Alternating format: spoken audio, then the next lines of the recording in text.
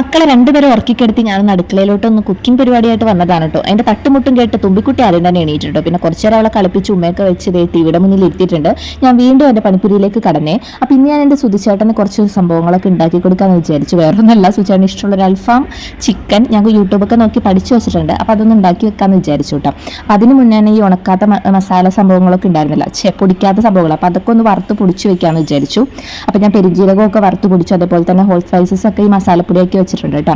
പിന്നെ നമുക്ക് അൽഫാം മന്തിക്കുള്ള മസാല ഉണ്ടാക്കാം. ആദ്യം തന്നെ കുറച്ച് പെരുംജീരകപ്പൊടി, ഗ്രാമ്പൂ, പട്ട, ഏലക്ക തുടങ്ങിയ സംഭവങ്ങളൊക്കെ പൊടിച്ചു വെച്ചു. അതിലേക്ക് 5-6 ഉണക്കമുളക് വെച്ചു. പിന്നെ കുറച്ചുള്ളി, കുറച്ച് എന്തിട്ടാണ് തക്കാളി, ഒരു കഷ്ണം കേട്ടോ. പിന്നെ മല്ലിയില, വെളുത്തുള്ളി, ഇഞ്ചി, ഉപ്പ്, മഞ്ഞൾപ്പൊടി, മുളക് പൊടി, പിന്നെ കുറച്ചധികം തന്നെ ഓയിൽ ഒഴിക്കട്ടെ, വെളിച്ചെണ്ണ ഒഴിക്കേണ്ട.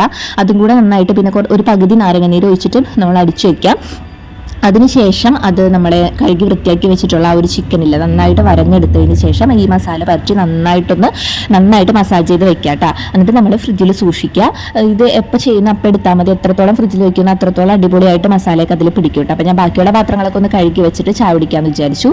ആ സമയത്ത് ഇന്ന് ചപ്പാത്തിയാണ് കോമ്പിനേഷനായിട്ട് ഉണ്ടാക്കുന്നത്. അപ്പം ചപ്പാത്തിക്ക് കുഴച്ച് വെക്കാമെന്ന് വിചാരിച്ചു. ചപ്പാത്തി കുറച്ച് നേരം അധികം കുഴച്ച് വെച്ച് കുറച്ച് നെയ്യൊക്കെ ഒഴിച്ച് നന്നായിട്ടൊന്ന് കുഴച്ച് വെച്ചിട്ടുണ്ട്. നല്ല മൃദു പോലെ നല്ല പൊങ്ങി വരും കേട്ടോ.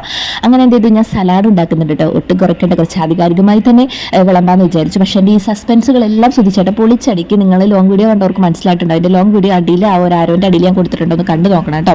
അപ്പോൾ അതേ സലാഡും റെഡി ആയിട്ടുണ്ട്. സലാഡിൽ കുക്കുംബറും സവാളയും തക്കാളിയും കുറച്ച് കുരുമുളകിൻ്റെ പൊടിയും കുറച്ച് ഉപ്പും കൂടി ഇട്ടിട്ട് നന്നായിട്ട് നാരങ്ങ നീര് വെച്ചിട്ട് നന്നായിട്ടൊന്ന് ഇതാക്കി വെച്ചതാണ്. അപ്പോഴേക്ക് തുണിയൊക്കെ എടുത്ത് വെച്ചാൽ അപ്പോഴേക്കും എന്ത് ചെയ്തു, അല്ല തുണിയൊക്കെ മടക്കി വെച്ചാൽ അപ്പോഴേക്കും നമ്മുടെ വിളക്കത്തിക്കറായി വിളക്കൊക്കെ കത്തിച്ച് അപ്പോഴേക്കും സുധിച്ചേട്ടൻ വന്ന് സസ്പെൻസ് പൊളിച്ച്. സുധിച്ചേട്ടൻ എനിക്ക് സസ്പെൻസ് അറിയാൻ വേണ്ടിയിട്ട് KFC കൊണ്ടുവന്നിട്ടുണ്ടായിരുന്നു. അങ്ങനെ എൻ്റെ സർപ്രൈസൊക്കെ അവതാളത്തിലായി. പിന്നെ ഞാൻ വിചാരിച്ചു KFC ഇന്ന് തിന്നിട്ട് നാളെ അൽഫാം ഉണ്ടാക്കാന്ന് കേട്ടോ.